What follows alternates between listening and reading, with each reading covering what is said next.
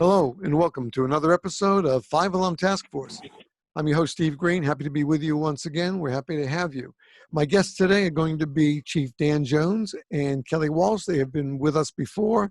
They bring some great perspective to lots of the things we talk about for the fire service, especially leadership and growing leadership. Some people often feel that, well, I'm not a leader. Well, they're the ones who can help you reach that point if that's your goal. And by the way, let me just let you know right off the bat, their website is www.bravefireleader.com. And you can find their bios there and all about the services they offer. And we're going to really kind of jump right into things. Just quickly, I want to say that we are happy to have you with us, whether you're listening to us on the podcast or on the Zoomcast. And you can listen to more of our podcasts on our website at www.dalmatianproductions.tv. And you can watch previous Zoomcasts on our channel on YouTube called Dalmat Prod, D-A-L-M-A-T, P-R-O-D. Dalmat Prod is the channel. You'll find our 3 previous Zoomcasts there. And if you follow us on Facebook, we hope that you will like us and send us a message. We try to get there as quickly and as often as we can. Right now, I wish I was an octopus with everything that has to be done, taking care of podcasts and invites and editing and things like that at the same time in this crazy time we're in. We're going to address that in just a moment. And we just hope that you and yours are all well. That's most important, that you're staying safe and you're following the guidelines of stay safe, stay well, stay home. And if we all do that and take good care of ourselves, then sometimes we need to reach out to others who maybe can't take care of themselves. So we need to check in on our neighbors to make sure they're doing okay as well. That's part of our responsibility as citizens in the world of today. You can sign up for our newsletter on our website on the homepage and just put your email address in there. It comes out about 6-7 times a year. We just sent a new one out a week and a half ago. And be happy to include that to you. And we don't sell your email. We don't give them away. We protect it to the best of our ability. And we do not send spam. Also, if you're listening to us on a podcast platform, whatever it is, iTunes, Google Play, Spotify, etc., they all have ways for you to review. And that's very important because when people search for us, the algorithm for that search is partially made up of the results of positive reviews. And if we have few reviews, no reviews, or very bad reviews, which I've never seen, thank goodness, but we're lower on the totem pole for those searches. So please, when you have a chance, fill out a review for us on whichever podcast platform you use. It'll be a big help. Finally, if you like the show and you want to help not only yourself and others, you can go to our little store that we have with our friends from Teespring. You go to bit.ly, L-Y / Dalmat Store, capital D for D-A-L-M-A-T, capital S on the word store. And there'll be several t-shirts and mugs you can purchase there with our logo and some verbiage on it. And the best part about it, not only do you have a souvenir from the show, but most of the net proceeds from the sales are all going to the National Fallen Firefighters Foundation. I'm happy to have given $150 over the past year or so to them from the proceeds of the t-shirts and my book on Amazon.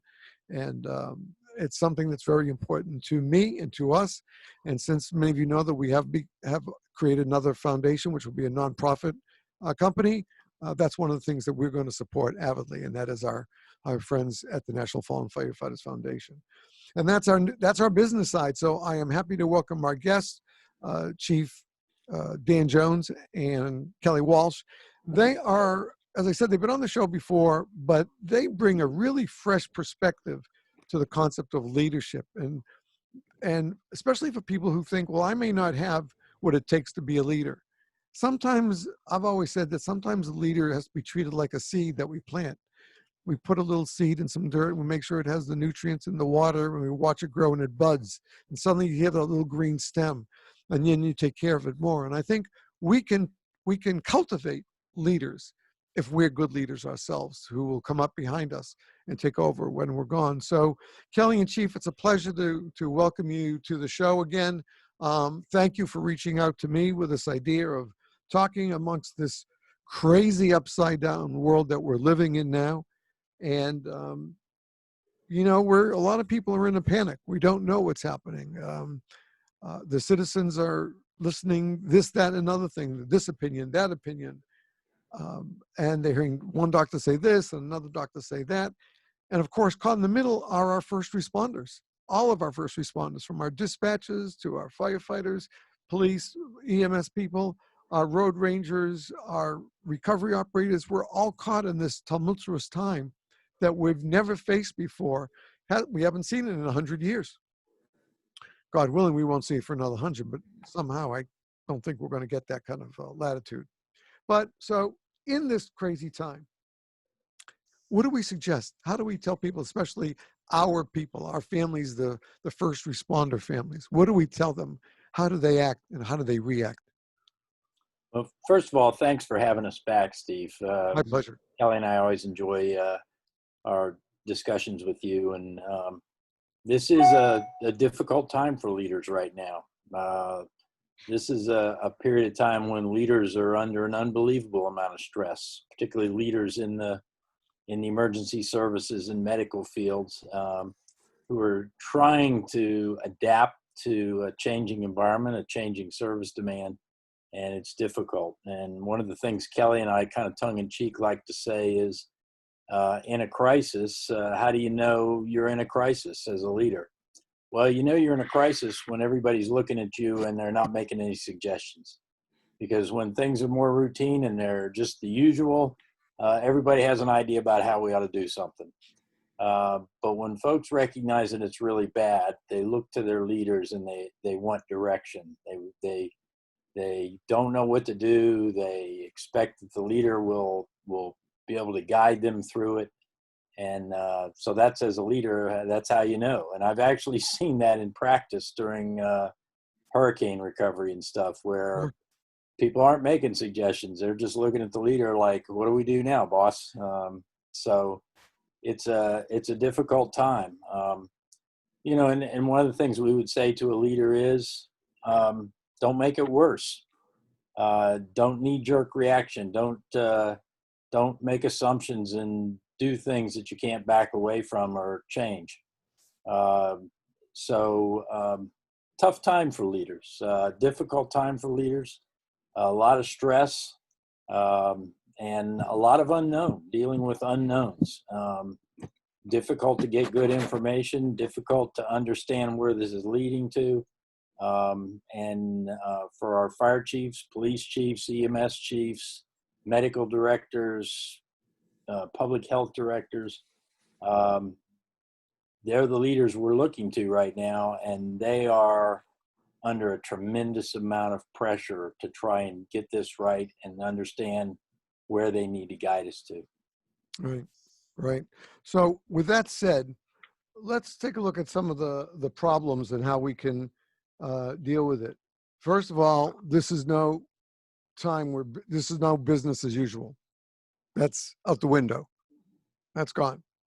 So what do we do with our business models or our operating models that we normally have used when we're suddenly faced with something that we've never even thought about or prepared for, but we have to do it on the fly? So how does a good leader do that? Kelly, you want to take that one? Why don't you start with that?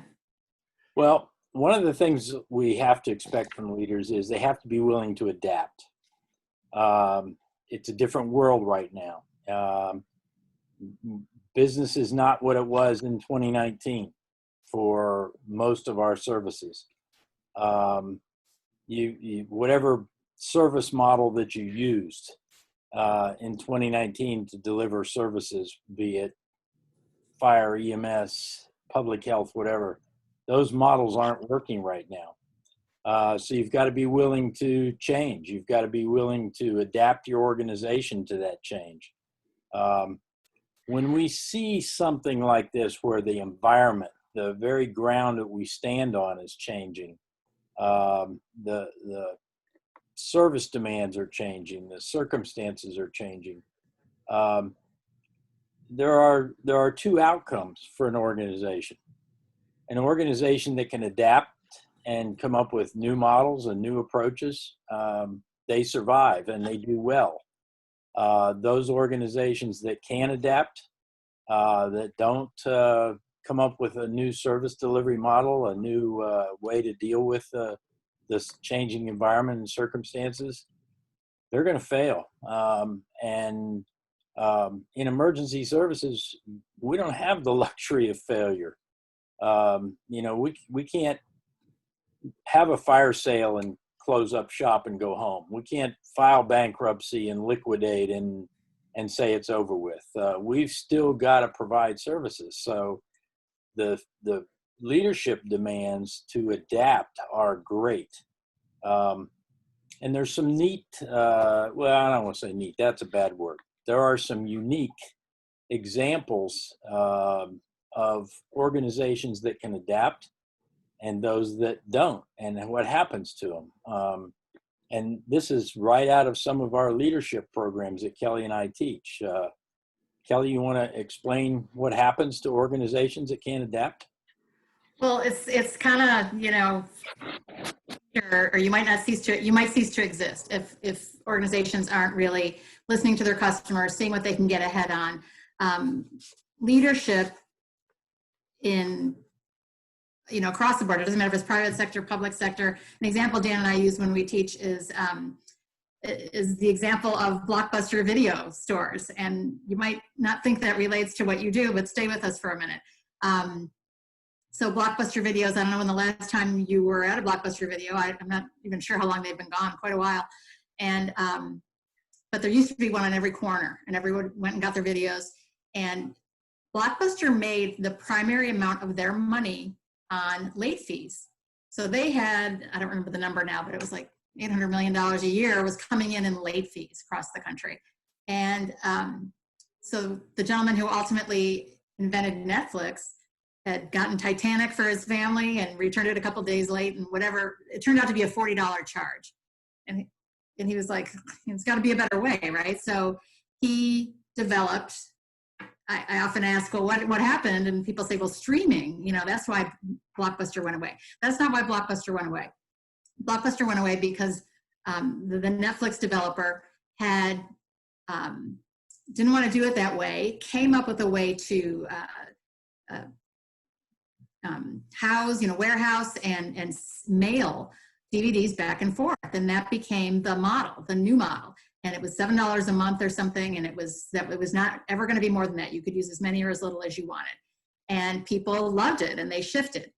And so when they shifted, the Netflix folks were like, they went back to Blockbuster and said, do you want to buy this back? This is a successful model.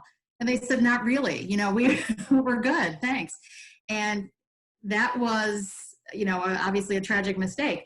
They tried a hybrid model way late in the game, but at that point, everyone had moved over to Netflix. Too late. And that came after, and so now we don't even need the video store anymore. But to me, that was a great example of not listening to your customers. What are they saying?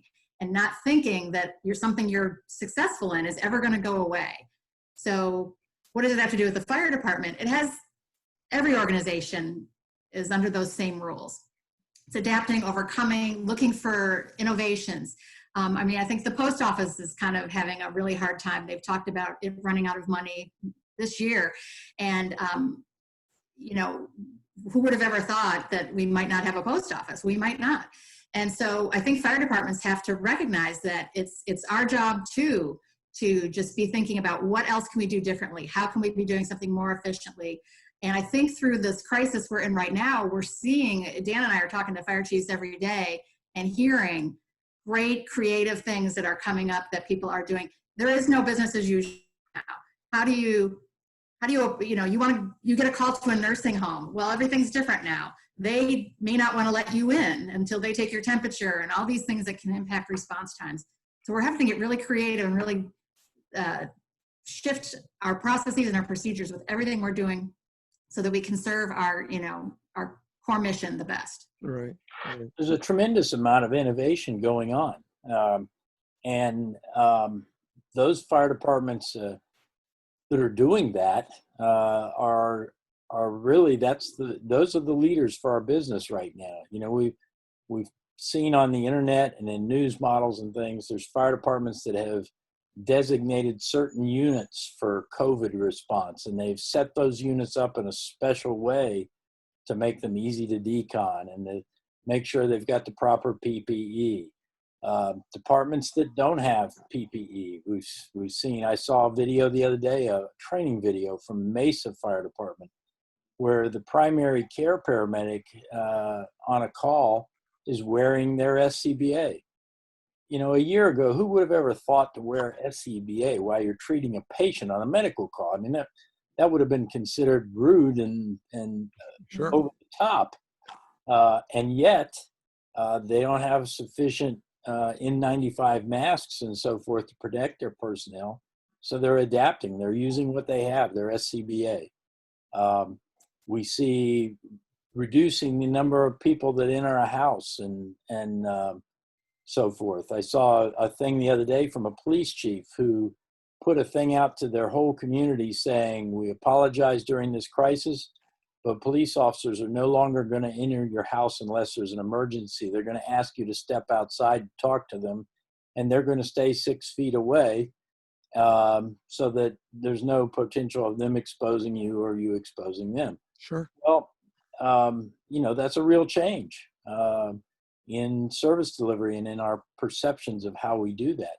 So as Kelly said, those organizations that can adapt, that can think of new business models and new procedures and using technology in different ways, that's where our success is going to be in a crisis. And leaders have to adapt, and they have to be willing to empower their personnel to adapt.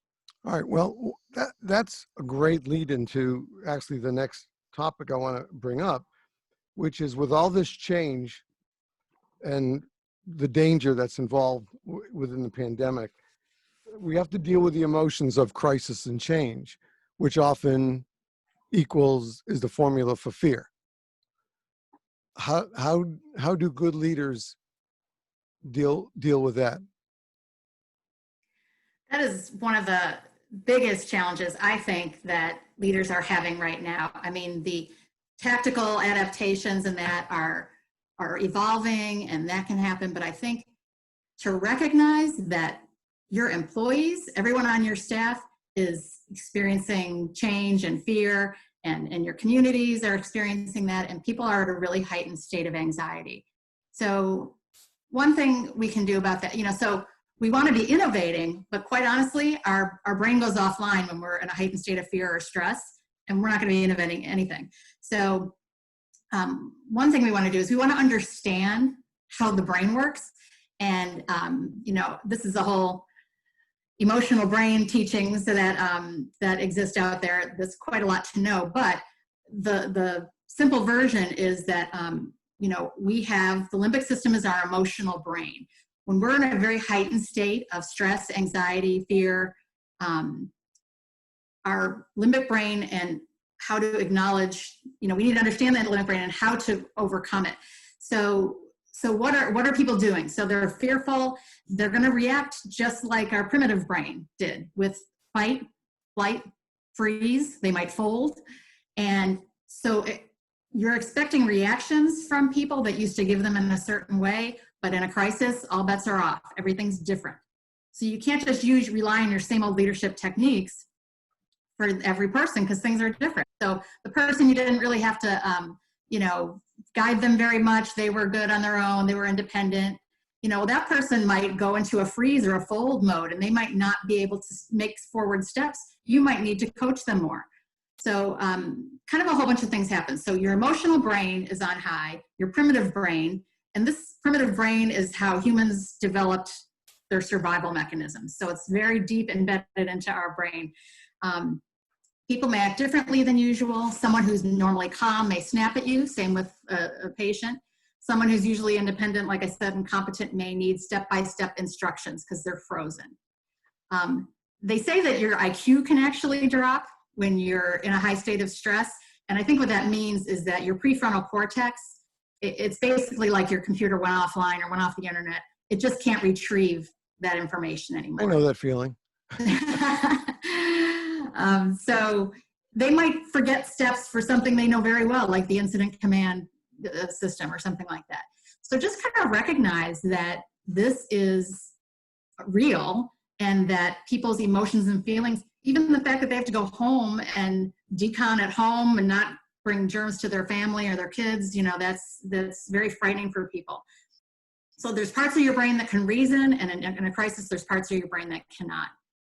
So a couple things I can think of for that would be, first of all, awareness, and that is to realize that everyone is out of normal. There is no normal right now, and we don't know what the new normal is going to look like. It certainly won't look like the old normal.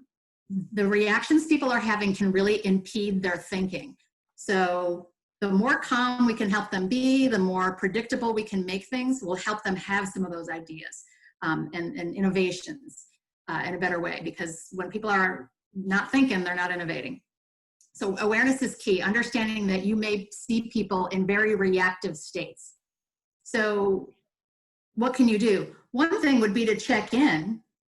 Zig Ziglar, leadership guru, calls this the checkup from the neck up.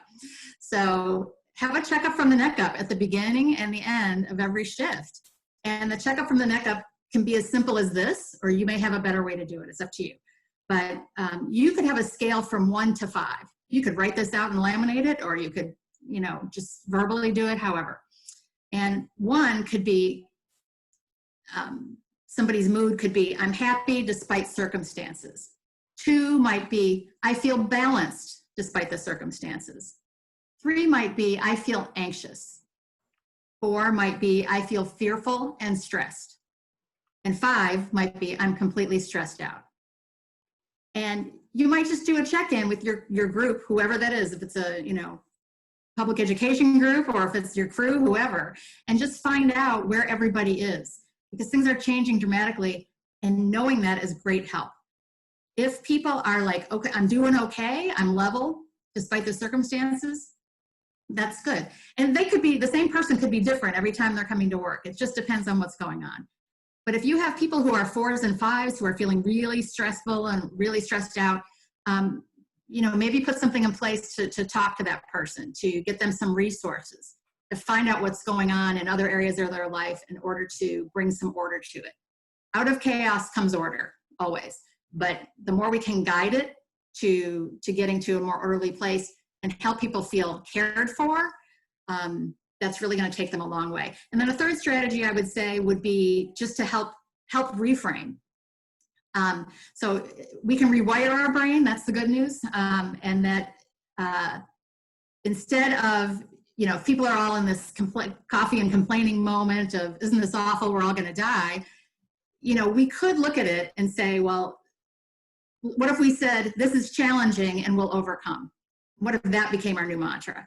And sometimes when you start doing things like that over and over, that helps, you have a rallying cry and you can address some of that fear.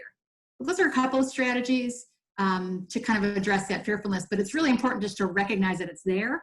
And these people who are our everyday heroes are under even more stress than usual and are going to exhibit some different behaviors. Right. Sometimes the public doesn't comprehend that. They just want what they need, and they expect us to just be there, happy-go-lucky, and take care of it. But this is not time for anybody. This is first responders are not robots. Right. They're human beings too, and they have fears and so forth, exactly. And they're put in, as some people like to say, they're the spear point for these kinds of situations. And, part of what Kelly is advocating is make sure you've got good, healthy communications going on with your personnel. They want to hear from their leaders, whether it's the company officer, the battalion chief, the EMS district chief, whatever it is, up through the head of the organization. Frequent, positive information, critical communications from the leaders helps with those things. And recognize what this extra stresses people are going through. I mean, I've seen news reports of people sleeping in campers outside their homes, or police officers sleeping in tents in their backyard so that they don't enter their home and expose their kids. There's a viral picture of a North Carolina firefighter going around on the internet right now kissing his toddler through the window. He's kissing the glass to kiss his toddler. Notwithstanding being a firefighter, or police officer, or EMS person, think about what that would feel like for anybody that you can't embrace your toddler or your spouse. You're kissing them against a glass pane. That is a tremendous stress that's added to the professional stress we feel of doing this job. Kelly, you were going to add something? Yeah, and I'm thinking as you're talking about the family stresses and that, Elizabeth Kubler-Ross created a model years ago based on grief, the stages of grief. And there's a great model of it that's incorporating morale and competence. And the morale you have, how it's going to impact your competence. And if you think about it, as I give you the stages real quick, our whole country went through this. Like, shock was the first feeling, like, wait, what? Denial. Well, this is probably not true, or, oh, it's probably like the flu. So we had denial, frustration, recognition that things are different, and we're sometimes angry about it.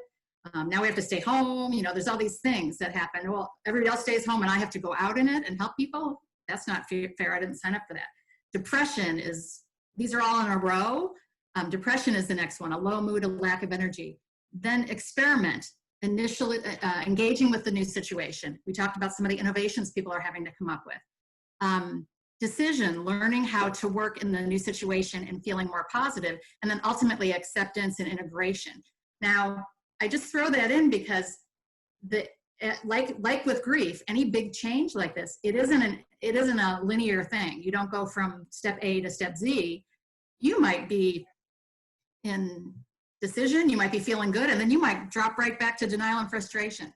So it's a process, and your people are going through it that you're leading, and you are also going through it as a leader. So recognize that and make sure you have your outlets and you give them theirs. And these are well documented and well known human behaviors and traits that Kelly's explaining. And so from a leader standpoint, if I'm a leader, I need to know that, and I need to know that my people are going through that, because that helps me make decisions and support them appropriately based on where they are. As Kelly was saying early, doing that check-in to make sure where everybody is. And when we talk about leaders here in this circumstance, any circumstance really, but particularly now, we're not just talking about the fire chief or the EMS chief or the medical director. We're talking about the company officer, the crew leader, the informal leader. Yeah, the informal leader, the team leader on an EMS unit. All of those folks share in these leadership responsibilities to look out for their personnel and for themselves. Mm-hmm. Steve, I know you've got a guest coming up in a couple of weeks that's going to talk about work-life balance. Right. Donnie Hutchinson. Almost nothing could be more important right now than a leader understanding how that work-life balance is important for people who are in these high-stress roles right now. Right. I saw a meme this morning and it on social media, and it showed a phone battery charge being really low, and it says you wouldn't let your phone battery go dead, like don't let yourself, and it had a person with a little red. We burn ourselves out. First responders most certainly are burning themselves out in their role, and we can't let them, collapse. So that brings us then to the next problem, situation to discuss, which is the need in this kind of a very fluid situation in which we're in, the need to implement new assumptions and procedures to deal with different or unusual demands and environments. How do we, this is not something that, we have a few days to get ready for and prepare. This is here, now, and constant. Yeah, and it came on us quick. Exactly. Absolutely. We're operating in a different environment now. you know, people, I hear people say, man, I want to get back to normal. There is no getting back to normal. Even as this pandemic winds down and we get back to a more healthy population and we put this kind of behind us, the world will be different. Procedures that we've relied on for years maybe are going to be different. Service demands are going to be different. Expectations from the public are going to be different. What we're asking of our personnel are going to be different. So leaders need to look at this and understand that the assumptions, the procedures, the methodologies, even the technology in some cases that we have relied on for the last few years to deliver emergency services, medical services, public information, all of that is going to be different.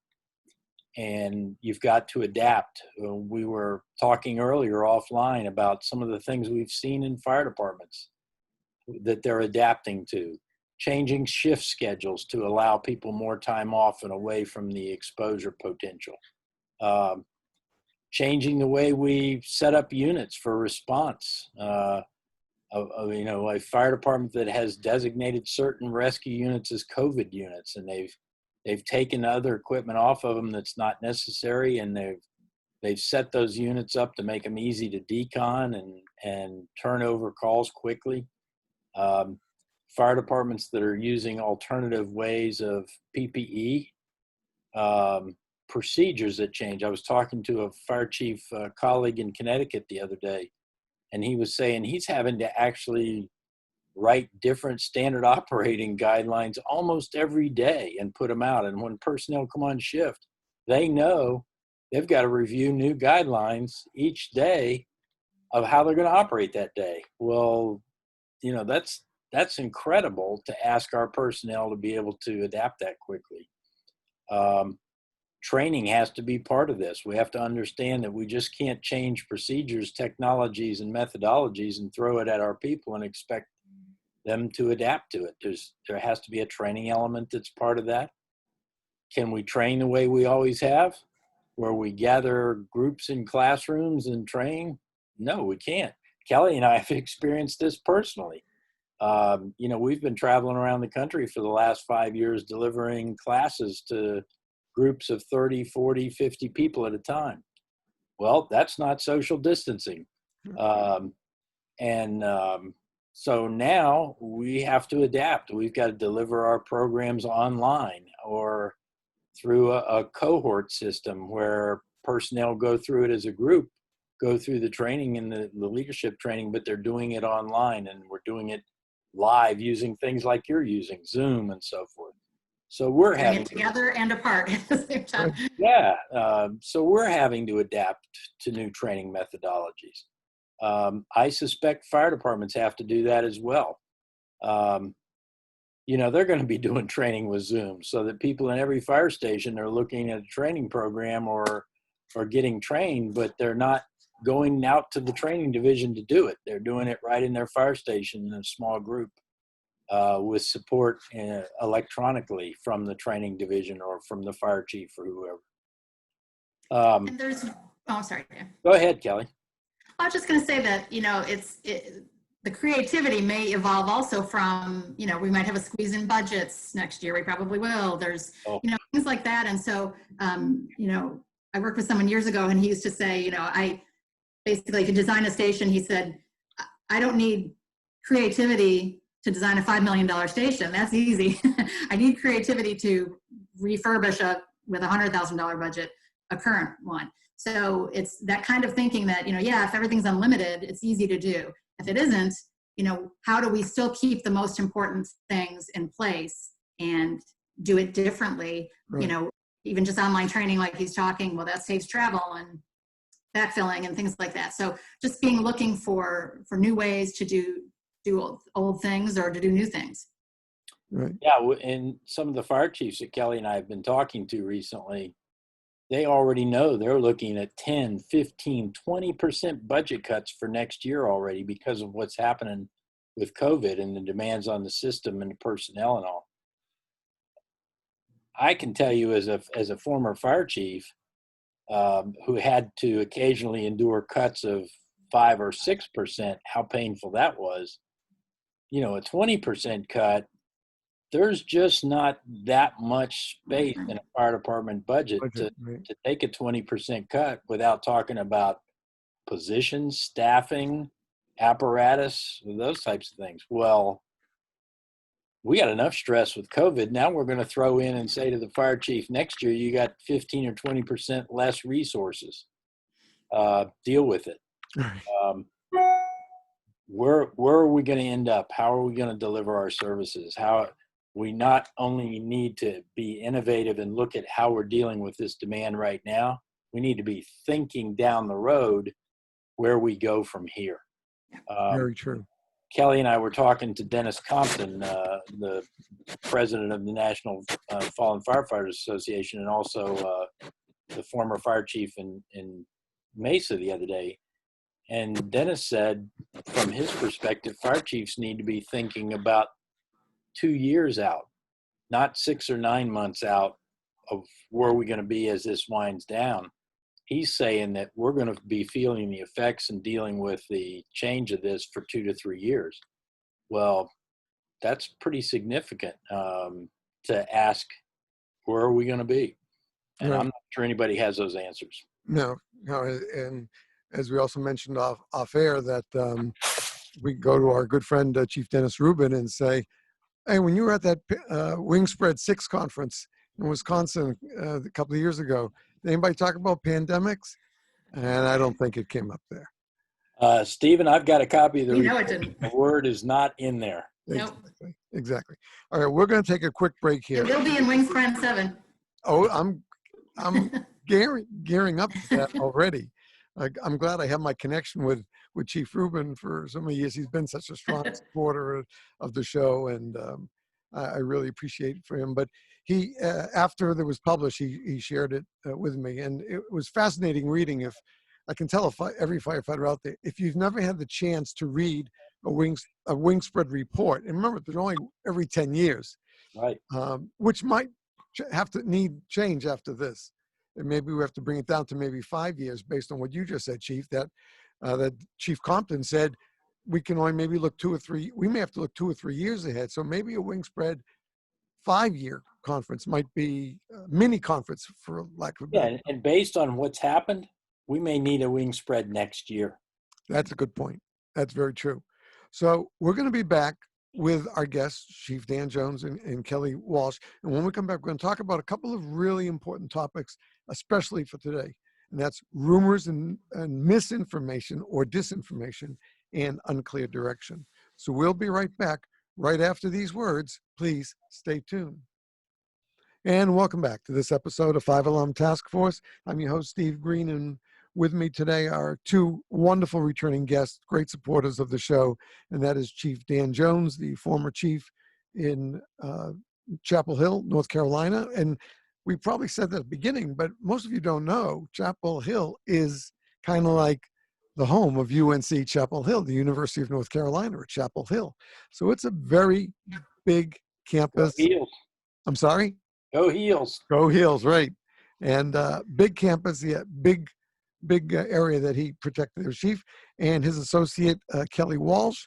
And they both they work together around the country giving classes when they could give classes in person with real audiences. They gave classes on leadership and building leadership and what it takes, how you can become a leader. Not everyone's born a leader necessarily, but I believe leaders can be cultivated. And they give these great classes, but they also teach as they're teaching with us today. And that is, we're living in an upside down world. What do we do about it?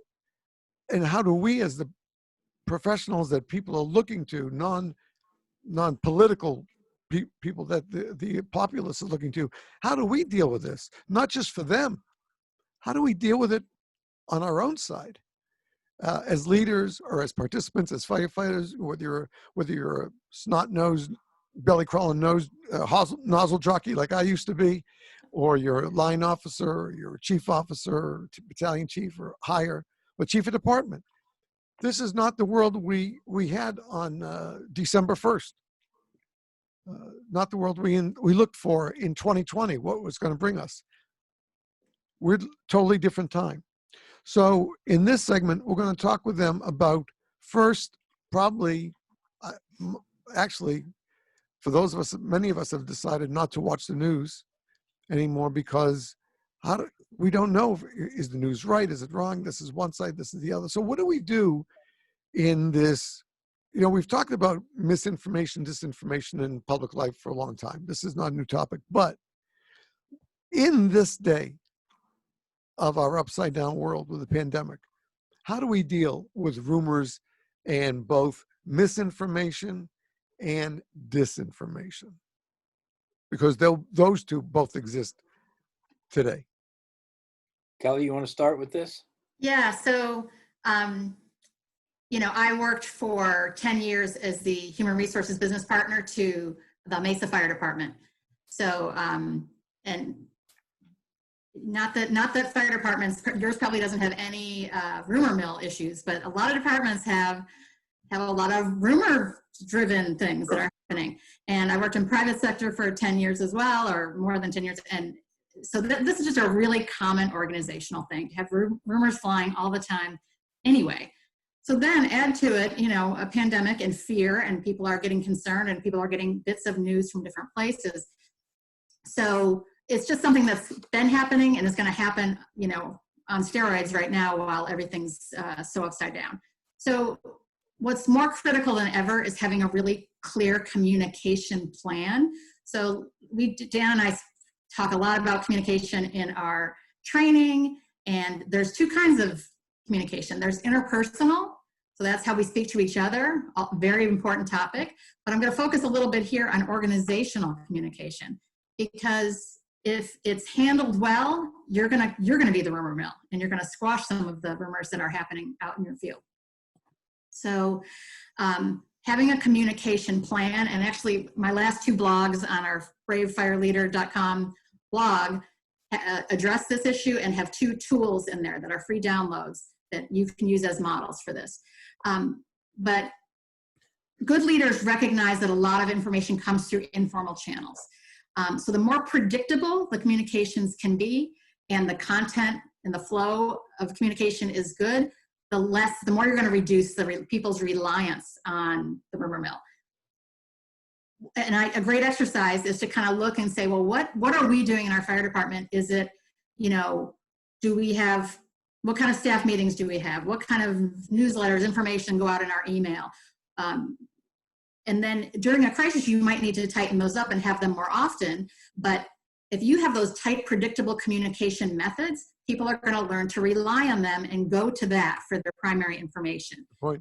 I feel like I need to keep calling somebody who I know is in the know and has a buddy who knows somebody in leadership to try to concoct some information or piece it together with puzzle pieces, because everybody will be getting the same information within a relatively short period of time.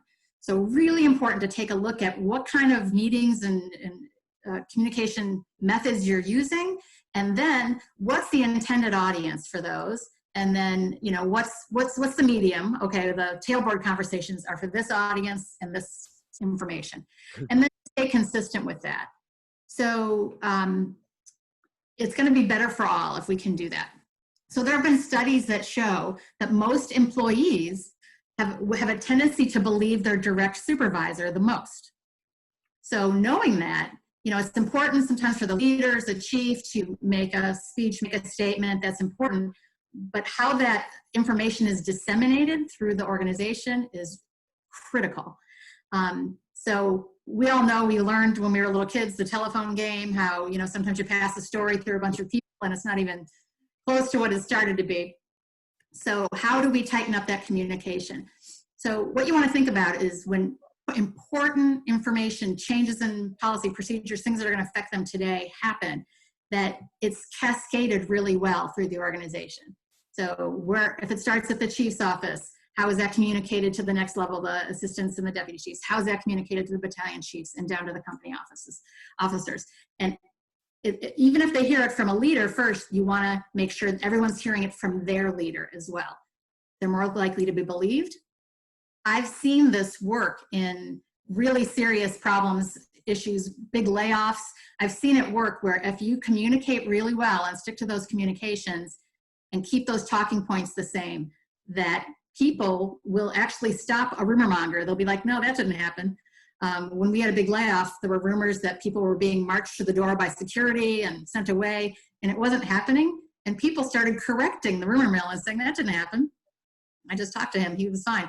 And so making sure we know that. So I use the image of a chocolate fountain at a wedding. You know how you see those chocolate fountains, Yep. with strawberries in them and things. Well, if, you know, imagine that as the way to cascade communication. The content should be solid, and it should be, we should know when the next communication is coming. So, okay, we're talking about it today. We don't have all the answers. This is who's handling it. These are the top 3 points. And here's when we'll get back to you. And get back to them, whether you know the next step or not. And keeping that communication flowing. And then making sure the person that it's flowing to really hears you and understands and gets all their questions asked so they can turn around and deliver the same information.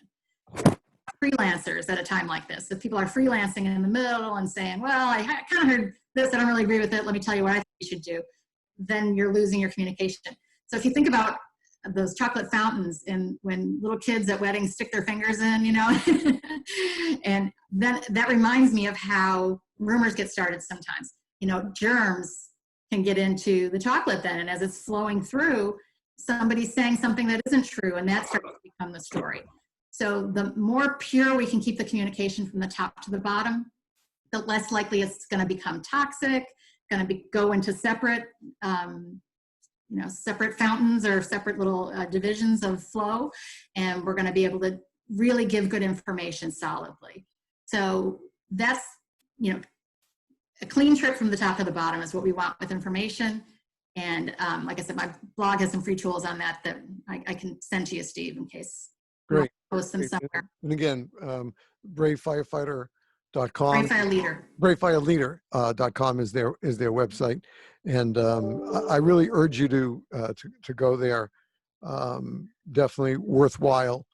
A lot of stuff, not just what we're talking about today with the pandemic, but leadership material is there, and they've been doing this around the country. So as an outgrowth of what we just talked about, rumors and misinformation, is the way of communication. We know that you can communicate the right way and you can communicate the wrong way, and you're not providing clear direction to the troops. And of course, to even fulfill what you said in this first part, a lot of departments depend on their PIO, the public information officer, to be the one who's that face to the public in the microphone of all that tree of microphones that grows at that newsstand. And although they may be used to it from being at big fires or major auto situations on the freeway, something like that, no one is used to this situation. But yet that unclear direction could almost become grievous in its repercussions. So how do we strive to make sure we deliver clear direction and not speak with a lot of hums and haws and, well, I think, and think, because once somebody pauses and say, well, I think, that you can't go off the paper. When you go off the paper, you lose your credibility as far as I'm concerned. You have to be able to know what to say and say what you know. You're right, Steve. And, you know, the key for leadership, and Kelly and I are 100% agreement on this, communication is really the primary tool of leadership. And how you communicate, when you communicate, how frequently you communicate, and the substance of your communication, all of those are so important, and particularly during a crisis. Right. You know, unclear direction. Everyone knows on a fire ground how disastrous unclear direction can be. Absolutely disastrous. And part of the way we addressed that over the years was with the development of an incident command system. You know, the California guys came up with the first system that they developed to deal with major wildfires. And then Chief Alan Brunacini came up with, the Fireground Commander system, and it has evolved over the years. And now we have the incident management system. And that is a system that is designed to deal with any kind of major issue. Now, we in the fire service have a tendency to look at ICS and say, well, we use that for fires and vehicle accidents and, major incidents. But there's a skill set that we've developed with that is critical to deal with almost anything. It's a system that is built around division of authority. It's built around communications. It's built around organization. It's built around centralization of information, but decentralization of functions and that sort of thing. And we have a tendency not to think about how to use that system to our advantage in other cases.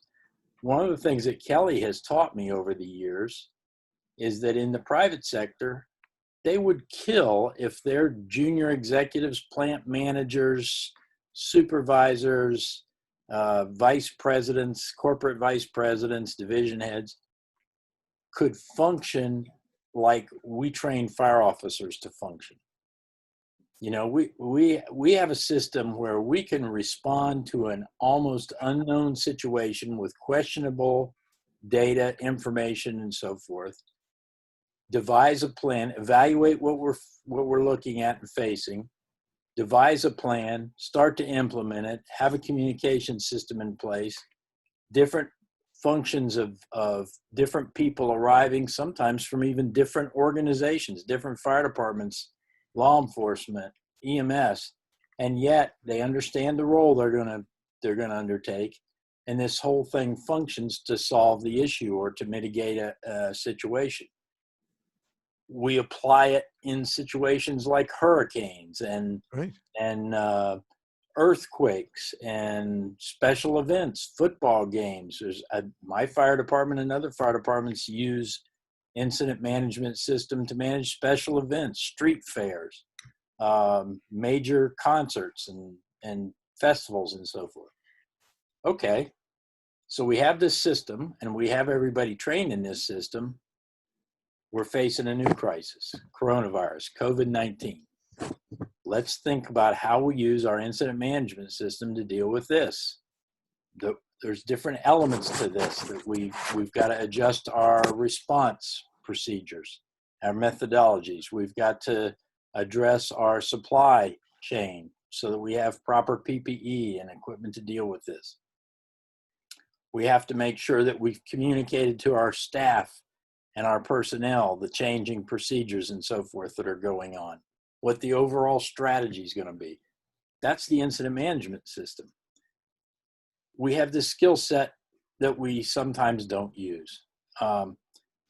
It could address unclear direction because we all understand the incident management system. And once we have a incident management plan in place, we've got a strategy. There are tactics to carry out that strategy. We've got an example that we use in our class. It's based on a real life experience that I had in Chapel Hill years ago, where we had a section of the town where the neighboring community of Carborough was planning a road project. Chapel Hill was planning a road project. The university was planning a road project, and North Carolina State DOT was planning a road project. All of these in the same centralized region. It was going to create a commuter nightmare. And in a university town, and anybody who's ever worked in a university town understands this, you try to do that kind of work in the summertime when your population's lower, the kids aren't there, right. Traffic's a little lighter. So this was planned for summer. It was going to be a nightmare. It was going to disrupt the major commuter routes. It was going to just be tremendous. City manager came to me and he said, that incident management model you guys use for football games and street fairs and stuff, he said, could that be used to manage this? And I said, yeah, I suppose it could. He said, why don't you assign one of your chief officers to set this up and coordinate it? So I assigned a deputy chief to it. And he created an incident management plan. He pulled all the different agencies together, the public works agencies, the DOT, law enforcement, traffic management, the PIOs, and they developed this plan and began to coordinate. They met every morning with a status report. They coordinated the work so that if one street was blocked, a neighboring street wasn't blocked at the same time. They coordinated the delivery of things like asphalt and so forth so that they weren't tying up a particular area.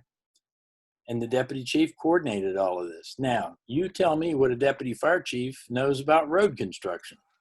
Not a damn thing. Right. But he knows how to manage a situation with different elements and different needs and different service demands and so forth. And they coordinated this, and over a period of 4 months, they completed the projects with minimal disruption. Every morning, early in the morning, they were putting out updates for the news media for traffic flow and patterns and routes so that people who were commuting knew how to get through this mess or get around it because it was changing dynamically. And so he was able to do that. And we can do the same thing. We use this skill set.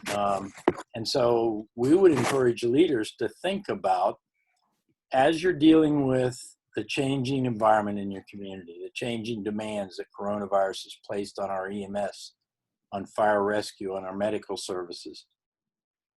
If a community put in place an emergency, an incident management plan and coordinated all of these various agencies together that have to work, the hospitals, public health, fire, EMS, law enforcement, pull them all together and coordinate the effort, make sure the information that goes out is valid, make sure the employees of those response and service agencies know what the plan is, communicate it regularly to the public, we can get through this. We can eliminate, or maybe not completely, but certainly reduce unclear direction to people.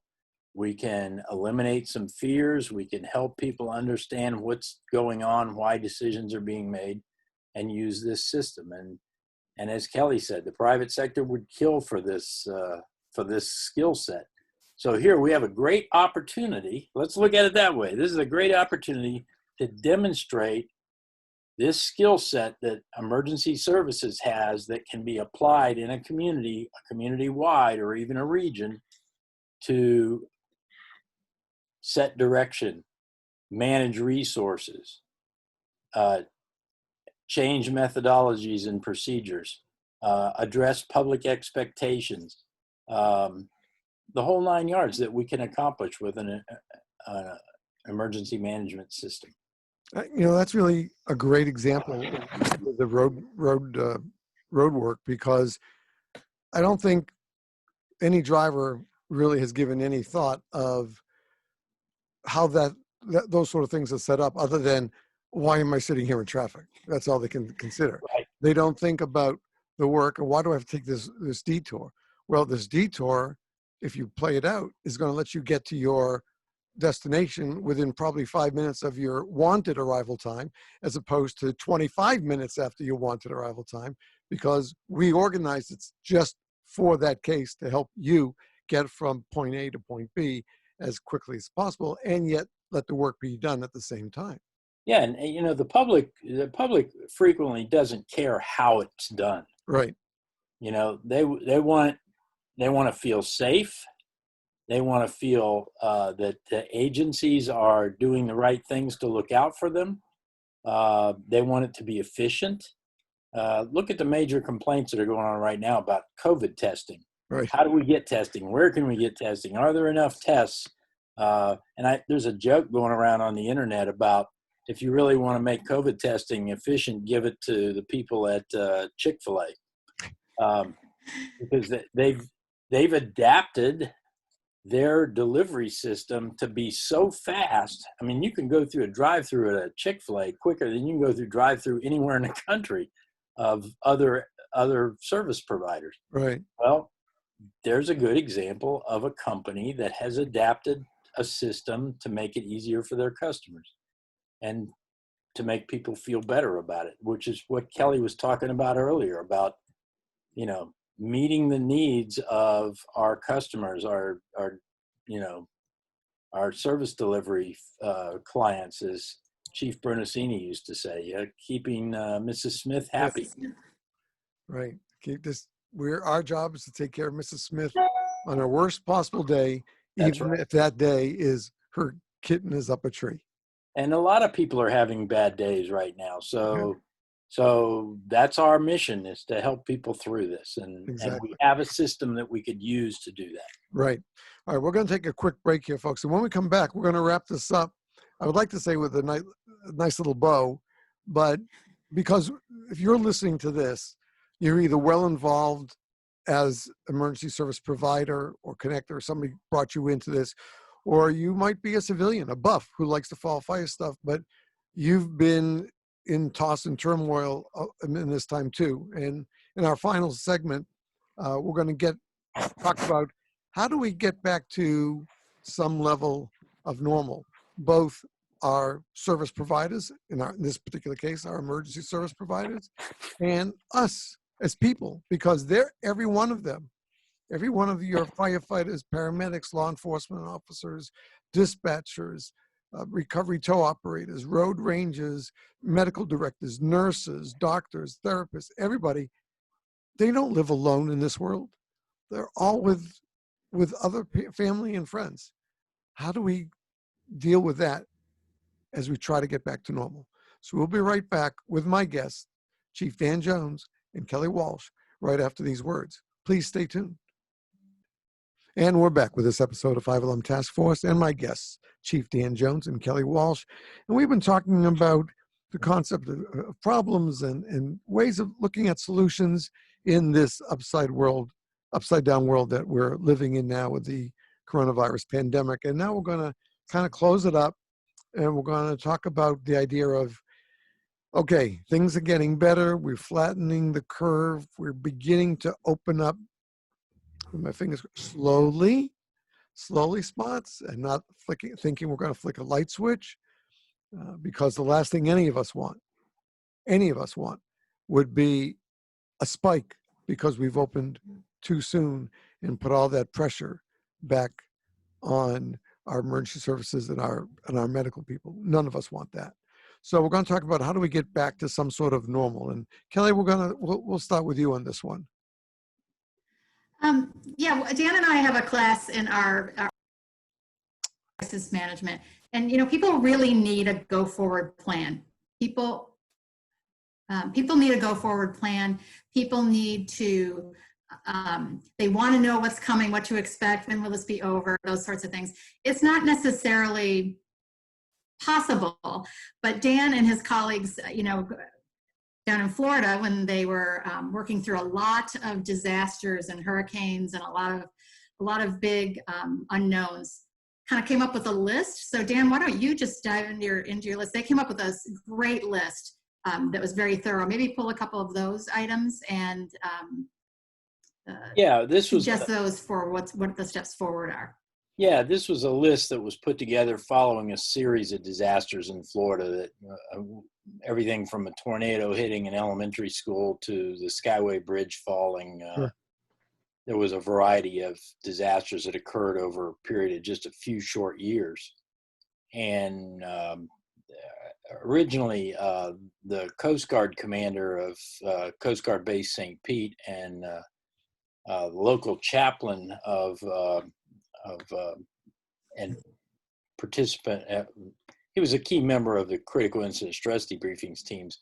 They started talking about what could we learn from all of this, and then they included me as a representative of the response first responders to talk with them, and we developed a set of rules basically that you can learn from this. And on our website and our blog section, I recently renewed this and put this up that Kelly's referring to. So people can go to our website, bravefireleader.com, and the blogs and find this rules of crisis management. But several of them that really strike me as are going to be key for this is we have to ensure that we're still addressing the routine. Yeah, we're in the middle of a pandemic. Yes, it's putting a tremendous demand on our first responders and our medical system. But guess what? We're still having problems like, somebody's building catches on fire, or we've got routine calls like a false alarm created by a malfunctioning alarm system, or carbon monoxide detector that's going off, or somebody sees some kind of strange material in the local pond or creek and it has to be investigated. We've still got this demand on us for routine services, and that's continuing, and we've seen a delay in some of that. Most fire departments are reporting a significant drop in call demand, mostly because people are staying home. Businesses are not operating. There's a lot less traffic on the roads. And so the chances of accidents and that type of thing is reduced. But as we come out of this, that call demand is going to increase again, and we need to be ready for it.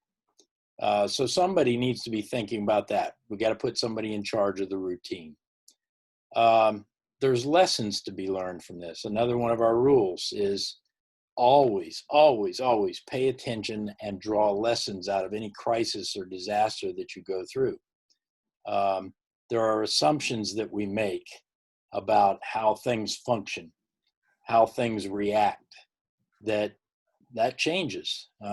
We're seeing that now. This is a different environment. Who would have ever thought that running on a trauma call could potentially expose you to a pandemic virus? Right. It's not something we ever really thought much about. But if you look at history, we have been through some of these kinds of things before. I was working in EMS when HIV first came to light. And I remember the fear of our paramedics at that time of exposure. There was the unknown. We didn't know what we were dealing with. Now we deal with HIV patients as a matter of routine. It's not even considered a special hazard anymore. Right. And the reason it's not is because we learned. We learned from that process. We applied that learning and lessons learned, and that's important. So a key thing for our leaders in all of our first responder fields and medical fields is, let's learn from this pandemic. Let's pay attention. What occurred in every aspect of it. We can learn from the communication process. We've talked about all the misinformation that's out there. Why is that out there? We've not done a good job of learning how to use, manage, and respond to social media yet. Social media is probably the primary source of the misinformation in this, and fear mongering. So we need to get better at dealing with that. We need to get better at explaining to the news media and to the public what we're doing and why we're doing it and how decisions are being made. We need to get better at our supply chains for things like PPE and resuscitators and ventilators types things. We got caught off guard by that. Our national stockpile wasn't sufficient, and it was old in some cases. I've heard reports of PPE that arrived that was falling apart because it was so old, it had been in storage for so long. There are lessons in this to be learned. And that's one of our key rules in that is to learn from those lessons. The other thing that I would say, and Kelly and I have talked about this several times over the last month or two, is how important it is for leaders to look down the road. Where do we go from here? What's the new normal going to look like? We mentioned Chief Compton earlier and talking about this was a 2 to 3 year process. It's not a 9-month process. So as we're looking ahead, what's our new normal going to look like? Fire departments and emergency agencies and even medical agencies are going to be facing massive budget cuts next year. How do we address the lessons we've learned on things like PPE at the same time we're facing massive budget cuts? fire departments frequently only stock things like disposable PPE for a month of supply or so at a time. Well, maybe we need to think differently about that. Maybe we need to be thinking about a 6-month supply for a fire department at a time of PPE. Decon. How do we decon our emergency units and our fire stations? I know a lot of fire departments have changed procedures now where when they come back from a call, even their street shoes are being left on the apparatus floor. They don't wear their street shoes into the living quarters of the fire station. That's a change. So there's going to be a lot of that. And leaders need to be adaptive. They need to be open-minded to these changes, and they need to be willing to apply the lessons that are learned. Kelly, what would you add to that? I think I would just say that if they do that, they're going to be more likely to create their future versus having it created for them. Yes. Yes. Yeah, that's a good point. And, you know, I think if we take your example of the ICS and we spread it out a little bit, and we know that usually after a major incident, we do an after action report or critique. Yes. Sometimes we have video because we have a video crew that is there, and that gives us a lot of things that we maybe didn't see because we were the command on the D side of the structure. But something happened on the B side that we didn't know about, but the video team was there and they caught it. So in the same way, we could look at having an after action summit as things begin to get back to normal. And from that summit, just like the wing spread, really, with an after action summit and say, this is what happened to us. We all went through this together in our community, our police, we have our doctors here, our nurses here, our hospital administrators, we're all together here. Let's talk about what our problems were together. Let's see what they were. Let's write them down. And then after we do all that and we discuss the problems, then we're going to break for lunch. When we come back, we're going to start in another color of the board. We're going to use, how do we prevent those for the next time? How do we pre-plan, look ahead down the road for that, using basically the same a piece of the ICS that we would do any other time. Like you said, you took it out of the fire department, you were able to apply it to a road construction situation. Why can't we take another part that we do, the after action critique, come all together, make that discussion happen, everybody pitches in together, and then together we start thinking, okay, now for our community, how do we go about avoiding these pitfalls that we fell into this time? Steve, can't plan every one. What you're describing is actually another rule in crisis management, which is always hold after action critique sessions and capture those lessons learned. You said yourself earlier, we hadn't had a pandemic in 100 years. Right. But with the mobility of society now, is it going to be another 100 years before another pandemic, or is it going to be 50 years or 20 years? So part of the problem with something like this is a whole generation that is managing this, is leading us through this, they may be gone right by the time it comes around again. Capturing those lessons learned and documenting them and passing them on and implementing the changes now is critical so that whoever faces the next pandemic doesn't start from where we started at zero, right, and has to learn those lessons all over again. They'll learn their own lessons because it'll be different again, but they have the foundation that we can provide by the lessons learned this time to build upon. Right. That's a great way of looking at it. That's a great way.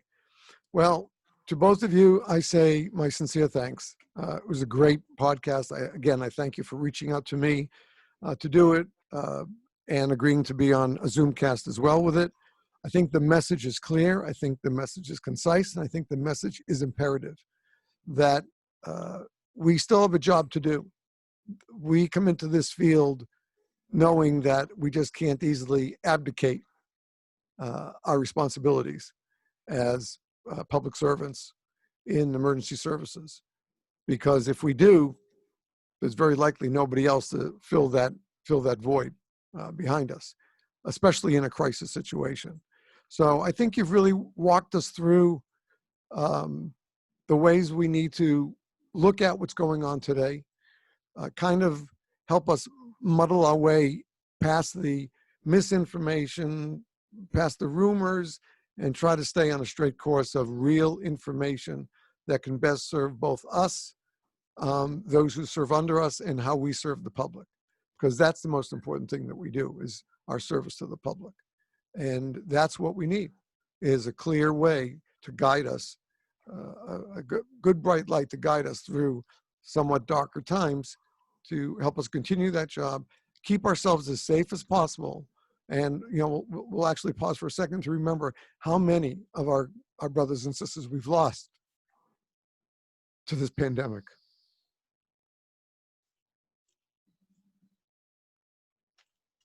So thank you. I appreciate it. Look forward to another opportunity in another few months that we get back together again. And maybe we'll be on that other side. We'll be at the sunrise side of a new tomorrow, and we'll be able to talk about that. And so I wish you all the best. Stay well, stay safe. If you're listening to the podcast, we'll be right back right after these words. But to my guests, I say thank you. Steve, And thank you for having us look to on. having you Steve. with us soon again. Steve, thank you safe. for having us on. It's always My good pleasure. to talk to you. Thanks for coming to me. One last thought Kelly Sure. and I would like to share is we send our thoughts and our prayers out to our first responder colleagues, nurses, doctors, grocery store workers, supply chain workers, sanitation folks, everybody who is helping get us through this thing. Kelly and I think about you and pray for you every day. We all do. Thank you. Take care. Stay safe. Thanks, Steve. Bye now. Thank you.